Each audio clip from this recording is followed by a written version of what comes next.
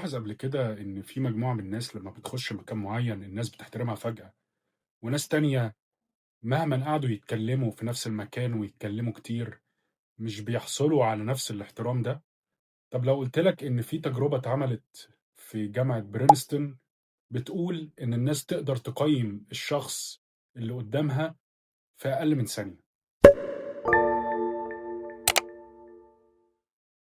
التجربة دي عرضت عالمة نفس اسمها ألكسندر تودروف مجموعة من صور الأشخاص على ناس تانية، صور وجوه ناس، وطلبت منهم تقيم الأشخاص اللي قصادهم. وفي خلال 10 ثانية بس الأشخاص ابتدوا يقيموا الناس اللي هم بيشوفوهم، هل هم جديرين بالثقة، أقوياء، ولا جديرين بالاحترام. من 10 ثانية بيبصوا على وشهم من قبل حتى ما الشخص يتكلم.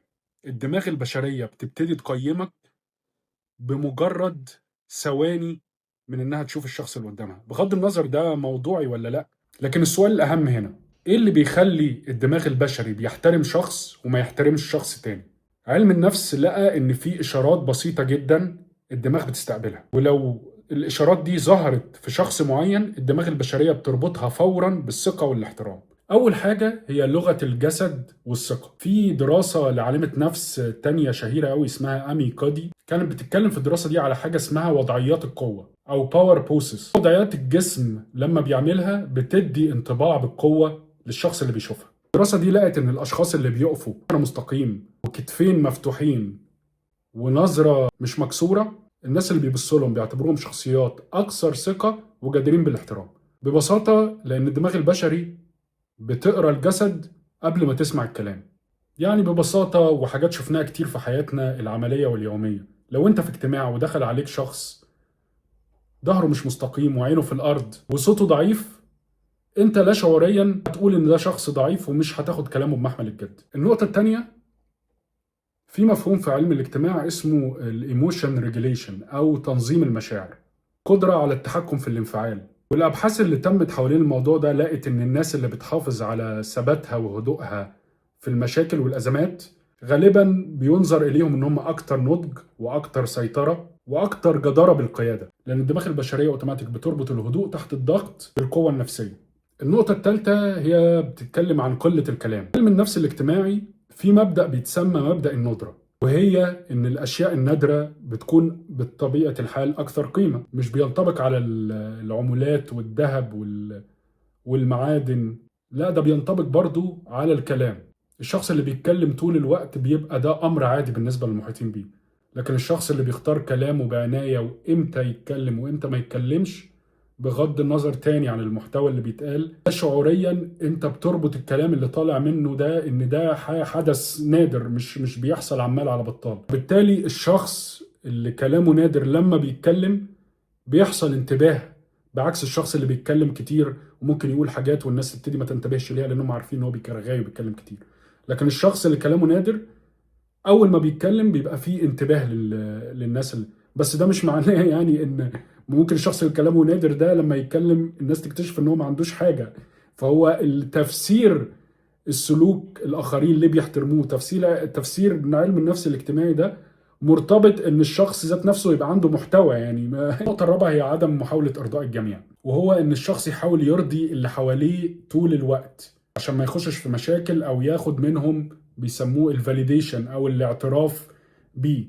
والمشكلة ان السلوك ده اغلب الوقت بيتفسر بشكل خاطئ ان الشخص اللي قدامنا ده شخص ضعيف، لكن الشخص اللي بيقول لأ في اوقات قليلة اوقات كتيرة بينظر اليه، حتى لو الشخص اللي الطرف التاني مش مبسوط بس من جواه بيستقبل الكلام ده او دماغه في اللاوعي ان ده شخص عنده حدود.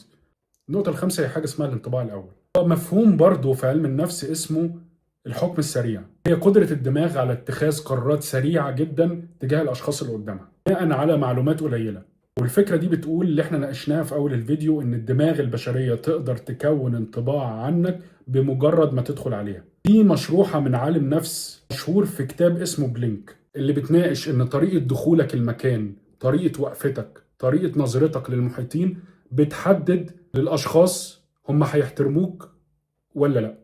الاحترام بشكل عام هو مش شيء انت بتطلبه من الناس، لكن هي عملية اشارات. انت لو قدرت، اللي هي اشارات انت او انتي قدرت تديها للشخص اللي قدامك مش بالكلام، الدماغ الشخص اللي قدامك تقدر تستقبلها وتفرض احترامك او احترامك على الناس المحيطة، اللي هي ممكن نلخصها بالثقة في لغة الجسد، هدوء تحت الضغط، ان احنا نختار كلامنا بعناية وما نتكلمش عمال على بطال، عدم محاولة ارضاء الجميع. لما الحاجات دي كلها تتجمع في شخص، ده هيجبر الناس اللي قدامك انها تحترمك او تحترمك من غير ما تحتاجوا تقولوا كلمة واحدة. ومش معنى ان الواحد بيقول الحاجات دي ان هو بيعملها بحذافيرها في حياته.